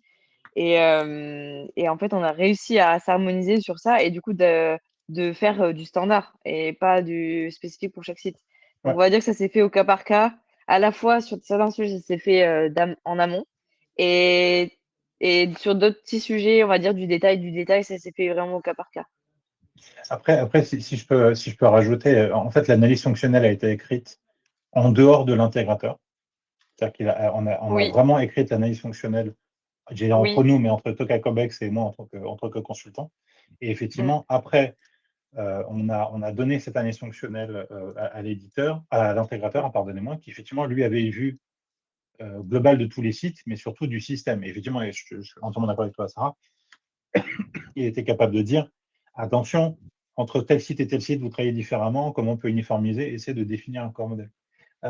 Et pour le coup, côté Marl, quand l'éditeur intégrateur est venu développer la solution, est-ce qu'il a challengé vos besoins? Est-ce que vous avez modifié vos besoins? Ou est-ce que tout s'est passé parfaitement bien? Eh ben, les besoins, on les avait plutôt bien reformalisés en priorisant un petit peu tout ce qui avait, enfin, vraiment les indispensables et ce sur quoi on pouvait se passer. Et derrière, après, l'intégrateur, ils nous ont dit, nous, par exemple, pour la partie technique, on pense que c'est capable de communiquer, mais on veut quand même faire un test parce qu'on ne voudrait pas vous dire qu'on sait le faire et après ne pas y arriver une fois qu'on a lancé le projet. Donc, c'est même eux qui nous ont demandé de faire le test technique avant vraiment de se lancer dans la commande totale du projet.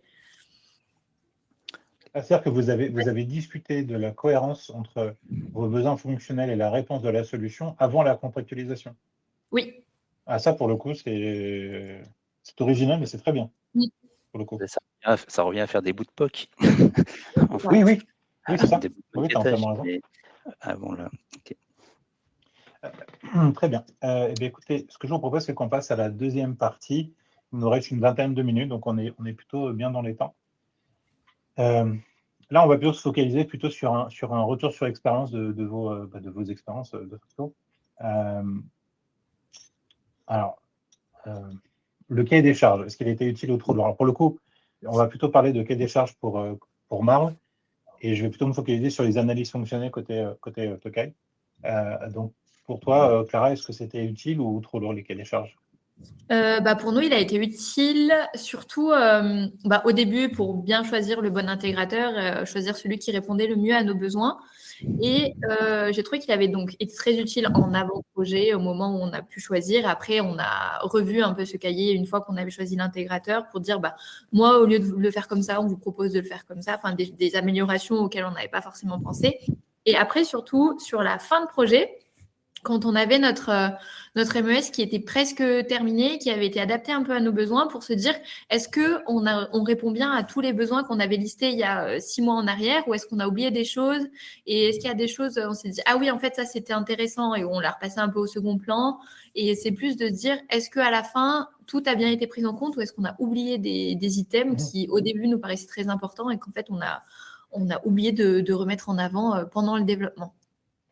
Donc, je trouve qu'il a été plutôt utile, ouais. Ok, donc plutôt très positif. Et toi, Sarah? L'analyse fonctionnelle, elle a permis de faire un état quand même des fonctionnalités qu'on avait besoin.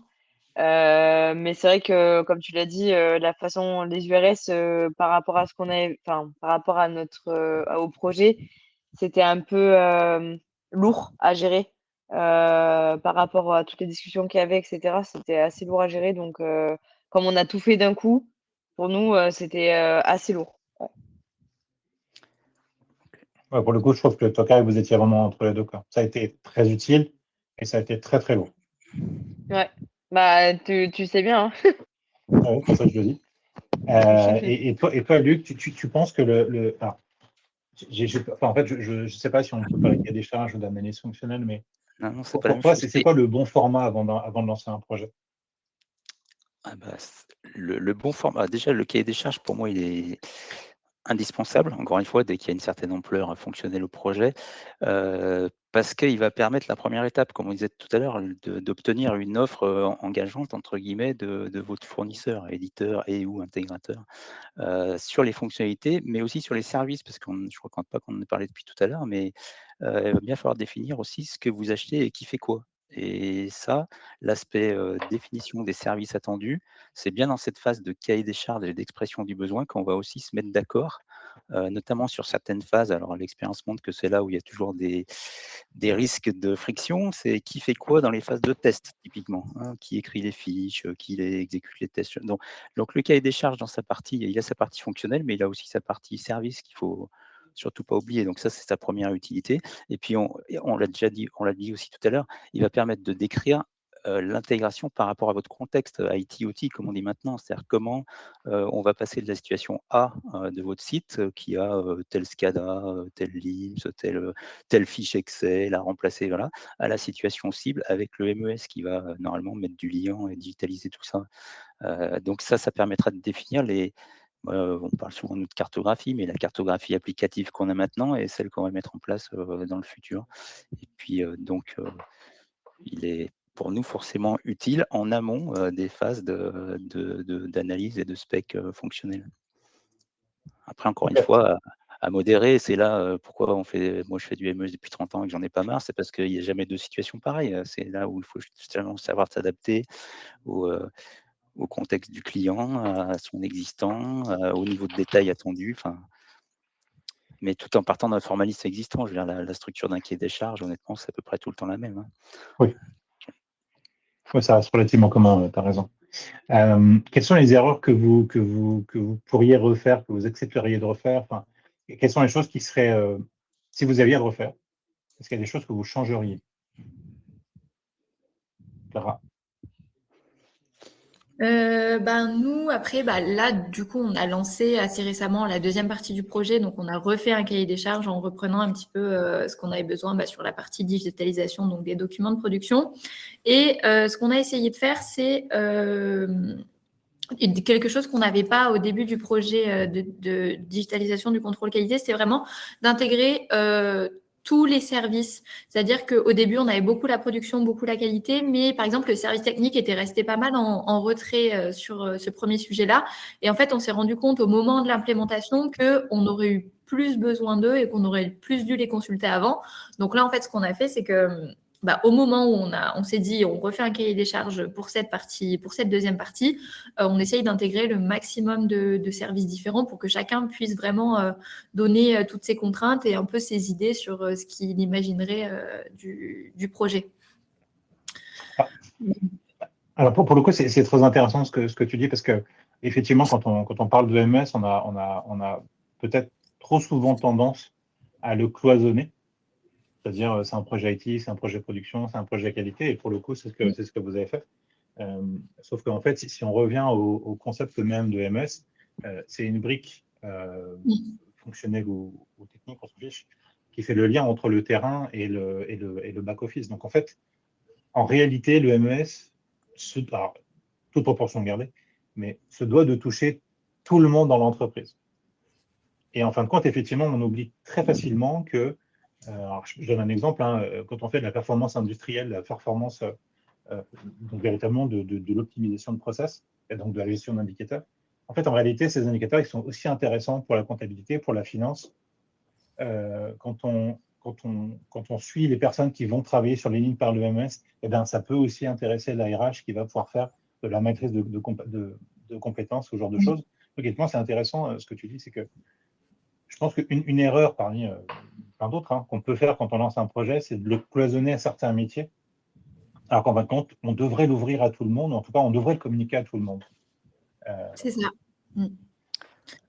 Et là, on s'est rendu compte du coup qu'en communiquant à tout le monde qu'on allait lancer cette deuxième partie, il y a des gens qui ont dit « Ah moi, j'aimerais bien que ça soit pris en compte dans le cahier des charges. Moi, j'aimerais bien qu'on pense à ça. » Et c'est des choses qui proviennent de services auxquels on n'aurait pas forcément demandé leur avis à la base. Et pour le coup, ce qui est aussi très intéressant dans ta démarche avec Fatalement, ça a permis aussi de fédérer d'autres métiers autour de ce projet-là et en fait de le faire grandir dans le sens, faire grandir son intérêt au sein de ton entreprise. Donc pour le coup, c'est d'autant plus intéressant. Et toi, côté Tokai Cobex, quelles sont les erreurs que tu referais ou pas d'ailleurs? Vaut mieux pas les refaire, mais si je pouvais changer certaines choses, ça serait peut-être d'avoir fait l'analyse fonctionnelle avant. Donc avant même l'éditeur, parce que en fait, la phase de détail, elle était arrivée en fait trop tard par rapport au projet.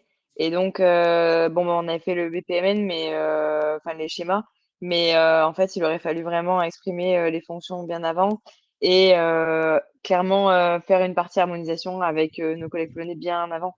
En fait, clairement, ça nous a pris tellement de temps et ça aurait jamais dû prendre autant de temps, en fait.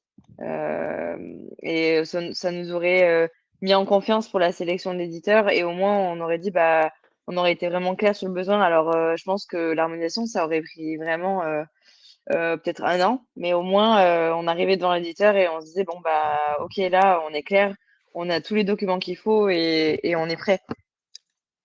Oui, et puis en plus, Et- hein, dans votre cas, excuse-moi, Luc. Non, Pardon, ouais, vas-y. bah, juste je rebondis, pardon Sébastien, sur l'harmonisation, c'est effectivement un point clé parce que c'est non seulement bon sur le principe, parce que ok, vous allez harmoniser vos principes, mais en plus c'est un facteur fort de diminution des coûts d'ingénierie du projet MES derrière. C'est Alors, ça. Mmh alors, mh. pour le coup, c'est exactement là-dessus que je voulais aller, et t'as entièrement raison. Et ingénierie, test et qualification si c'est de l'industrie Ouais, réglementée. Donc, Alors, pour le coup, c'est exactement ça, c'est ce que je voulais dire, et tu as entièrement raison. Pour le coup, le projet, il a triplé de budget pratiquement depuis le début, ouais. si c'est pas quadruplé.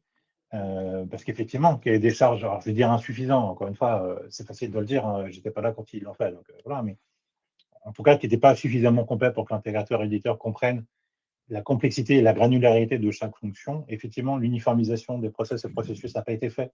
Donc forcément, il y a des choses qui ont été développées en Pologne, qui ont dû être impactées à la Mmh, France. Enfin, tout ça a fait qu'effectivement, quand tu déploies un système corporate, je vais dire comme ça, bah, il faut mmh, vraiment regarder les besoins de tout le monde. Donc pour le c'est coup, je ça. trouve que ça résonne un peu côté, avec un sujet qui peut toucher Marc dans pas longtemps. Euh, c'est que si vous avez vocation à déployer cette solution-là que vous avez développée en France sur l'ensemble des sites, ces questions-là vont forcément arriver. Alors, sur la partie Mmh. qualité, peut-être un peu moins, parce que chaque site a son propre protocole qualité, mais ces questions-là vont forcément arriver. De comment j'uniformise l'ensemble de mes process. Ouais. Mmh. Avant-dernière question, l'impact du cadrage sur les suites du projet. Donc, pour le coup, ça va permettre de rebondir sur une question qui est dans le chat. Sur quels critères choisit-on les éditeurs à la présélection et après la réponse au cahier des charges? Alors, pour le coup, Mmh. malheureusement, je n'ai pas de réponse toute faite. Normalement, Luc non plus. ah bah si, Mais j'espère qu'on aide nos clients à faire ça justement. Parce que bah, vous oui, l'avez vu tout à mais c'est l'heure, quoi les critères?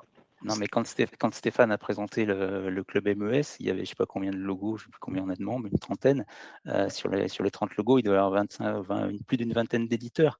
Et ils sont tous très bons puisqu'ils sont au club MES, mais n'empêche qu'ils ont chacun leur fonctionnalité. Donc effectivement, il faut les critères, ça va être plusieurs choses, mais c'est effectivement d'abord la couverture fonctionnelle.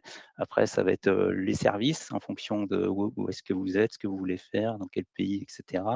Ça va être évidemment les aspects coûts. Et puis voilà, c'est les principaux. Et après, vous allez les pondérer. L'aspect IT aussi, ne pas oublier. Hein, effectivement, il y a les conscients, Mmh. architecture, cloud, pas cloud, enfin tout ce qui va bien. Et qu'est-ce que j'oublie? Fonctionnel, prix, l'éditeur, enfin la perception que vous avez de l'éditeur et de ses services. Et donc, pour avoir du recul là-dessus, ben, c'est clair que c'est pas évident pour les industriels où il y a un panel de. Là, le club MES, on représente le monde francophone, on va dire, mais si vous êtes là, vous évoquiez la Pologne, etc. Chaque pays a des éditeurs de MES, dont certains très bons. Mmh. Donc après, le paysage, eh ben, c'est voilà, ben, en s'appuyant sur potentiellement des sociétés qui ont cette vision-là du marché du MES qui est très large et encore une fois, il y a des réponses aux besoins de tout le monde, mais par contre, il y a pas de MES universel. Donc effectivement, c'est pas, je conçois que ce soit pas évident pour les choisir. Et après, une fois qu'on les a présélectionnés, avec la difficulté de ne pas en prendre 15, hein, parce que vous n'avez pas sélectionné 15, donc effectivement, il faut savoir affiner. Et ben après, pour les réponses au cahier des charges, c'est la même chose, les mêmes critères sur lesquels on va ajouter justement le niveau de couverture fonctionnelle standard. Parce que Et je voudrais potentiellement, juste rajouter aussi, une chose, c'est la présence sur site aussi. exactement. Parce que Service, nous, clairement, la présence sur site, elle a vraiment manqué. Parce que alors, effectivement, on a pris Dassault en éditeur, mais c'est pas Dassault qui intègre. C'est, ils ont pris un intégrateur polonais. Donc c'était très compliqué. Déjà la barrière de la langue et puis, bah, la présence sur site, qui, est, bah, normalement qui devrait être non négociable, sur ce type de projet, aussi impactant. Et puis effectivement, après, il y a aussi l'adéquation avec l'intégrateur, parce que dans la grande majorité des cas, les éditeurs sont rarement leurs propres indicateurs. Alors, encore une fois, il y a des exceptions, voilà, mais il faut vraiment bien choisir son couple éditeur-intégrateur. Et je suis assez d'accord avec lui qu'il faut, il faut que ce soit une adéquation avec le cahier des charges. Mais c'est en ça où je pense qu'il est intéressant de faire des cahiers des charges les plus alors, je veux dire, complets possibles. C'est pas la bonne façon de faire, c'est pas la façon de parler, mais de s'assurer que le cahier des charges représente réellement ce que vous attendez pour pas avoir de surprise plus tard, de choisir la bonne solution et au bon prix. Et avec des critères pondérés à l'avance, avec l'accord de tous. On disait tout à l'heure que c'est plusieurs, services qui interviennent. Oui, bien sûr. C'est sûr que certains vont vous dire, le prix, il compte pour 80 dans le choix, d'autres vont dire pour 20, d'autres vont dire voilà, les critères ne sont pas les mêmes. Donc, quand le MES, c'est souvent un choix, multimétier. Ben, si vous voulez faire quelque chose d'établi, voilà, faut essayer de s'harmoniser sur une grille de sélection qui après, je vous l'accorde, va être pondérée par plein d'autres critères humains, de relations, de plein de choses quand vous allez mener cette démarche de choix. Mais n'empêche on considère que c'est hyper important d'établir quand même à la base quels vont être vos critères et comment vous les pondérez. Yes. Et donc, il ne reste plus que 5 minutes, donc on va finir sur cette question. Quel conseil donneriez-vous à quelqu'un qui démarre aujourd'hui son projet MES? Clara, je te laisse la main. Pour nous, ce qui en est ressorti, c'était que ce qui était important, c'était de bien cadrer le projet et de bien savoir sur quelles fonctionnalités on voulait partir. C'est-à-dire qu'au début, on s'était dit, comme je vous l'ai expliqué, on avait plein d'idées et plein de choses à mettre dans le MES. Et puis, en fait, on s'est dit, on va le mettre, le diviser en plusieurs parties pour faire en sorte qu'on puisse implémenter ce MES petit à petit et que par exemple, l'aspect qualité arrive assez rapidement, puis petit à petit passer sur la production, etc. Donc, bien se dire quel est l'objectif. Est-ce qu'on veut faire quelque chose de très gros tout de suite et vraiment complet rapidement, ou alors est-ce qu'on fait des cases et on y va petit à petit. En tout cas, nous, ça a été plus simple de le faire comme ça et de le diviser en plusieurs sous-projets, entre guillemets. Ce qui n'est pas du tout le cas du coup de Tokay, qui, eux, l'ont fait vraiment au global directement. Voilà, et bien choisir ces modules et vraiment qu'est-ce qui est indispensable de qu'est-ce qui est plus une option ou quelque chose qui est un peu qu'on aimerait avoir mais qui n'est pas obligatoire en fait par rapport à nos exigences. Merci beaucoup, Clara, pour cette réponse. Et Sarah, qu'est-ce que tu en penses? Quels sont les conseils que tu donnes? Alors, je rejoins totalement Clara et je rajouterais donc dans le cas, alors peut-être que Clara, ça va t'arriver, mais c'est la partie harmonisation qui est dans le cas de cas multisites non négociable à faire au départ. Sinon c'est trop compliqué et comme l'a dit Sébastien, nous le budget il a explosé à cause de ça en partie. Bien cadrer aussi la maintenance qu'on veut faire a posteriori. Est-ce qu'on veut l'internaliser, l'externaliser, l'autonomie qu'on veut avoir aussi en tant que client sur notre maintenance et sur les évolutions. Je pense au rapport, je pense aux petites évolutions fonctionnelles. Et après, les rôles et responsabilités directes après projet, l'organisation qu'on veut mettre en place, des key users, pas key users, et derrière aussi bien penser à la gestion du changement dès le départ, parce que c'est pas en plein milieu du projet qu'il faut s'y mettre, c'est dès le départ, et organiser la communication dès le départ, comment on veut fonctionner, avec qui, par quel biais, quelles sont les personnes qu'on veut mettre dedans, et est-ce que c'est des présentations physiques, voilà, tout ça, toutes ces questions-là, il faut vraiment y penser dès le départ, et ensuite vraiment avoir plusieurs discussions avec l'intégrateur sur l'organisation du projet et cadrer, comme l'a dit Clara, très bien le projet, donc sur les aspects qu'elle a mentionnés, mais aussi, comme j'ai dit, tous ceux qui dépendent aussi d'une organisation un peu plus multisite. Merci Sarah pour ce retour d'expérience. Avant de donner la main à Luc Balandreau pour le dernier mot, je vous ai mis à disposition un sondage auquel vous pouvez répondre juste pour savoir si ce webinaire vous a plu, s'il a été suffisamment consistant pour vous. Et surtout, dans le chat, n'hésitez pas à nous donner des sujets sur lesquels vous voulez qu'on crée un webinaire, parce que pour le coup, ça alimente nos réflexions et surtout, ça nous permet d'avoir une meilleure vision de vos besoins et de vos attentes. Donc, je laisse la main à Luc pour finir sur son conseil aux industriels. Ah bon, merci Sébastien. Non, je rejoins ce qui a été dit, hein. C'est-à-dire effectivement, je dirais définir une trajectoire, aussi bien fonctionnelle, qu'est-ce qu'on va faire au début, donc lotir effectivement pour y aller, pas tout faire d'un coup. Voilà, et puis effectivement l'aspect organisation que vous pouvez anticiper d'ailleurs dès l'avant-projet, en se projetant sur les rôles et responsabilités de chacun, ne pas sous-estimer le rôle des key users, hein. Il y a quand même beaucoup de part humaine, hein, dans un projet MES. On dit que le manufacturing 5.0, c'est remettre l'humain au centre. Je pense que c'est particulièrement vrai sur des projets MES. Voilà, et après, et je vois qu'il y avait une question sur, juste fini là-dessus, sur les user stories. Bon, user story, en fait, c'est une autre façon d'exprimer les besoins, hein. C'est généralement plus après c'est un peu un remplacement de l'analyse fonctionnelle, hein, lié aux méthodes agiles, mais c'est dire en tant qu'opérateur, je veux ci, en tant que technicien, je veux ça, en tant que responsable qualité, je veux ça. Mais au final, c'est une autre façon d'exprimer des besoins. Donc, normalement, c'est cohérent avec le cahier des charges qui a dû être fait en amont. Parfait, merci Luc. Donc, nous allons mettre fin à ce webinaire. Donc, je voulais chaleureusement remercier Marc Tokay-Kobex, SPC consultant, d'avoir été présent pendant ce webinaire et nous avoir fait un vrai retour d'expérience que j'ai trouvé en tout cas moi pertinent. Donc, merci à Clara Grandjean, Sarah Fornet et Luc Ballandreau pour ces échanges. Je vous souhaite une très belle fin de journée Merci. et amusez-vous bien et que le MES soit avec vous. Merci à toi pour l'animation. Au revoir. Merci beaucoup. Merci.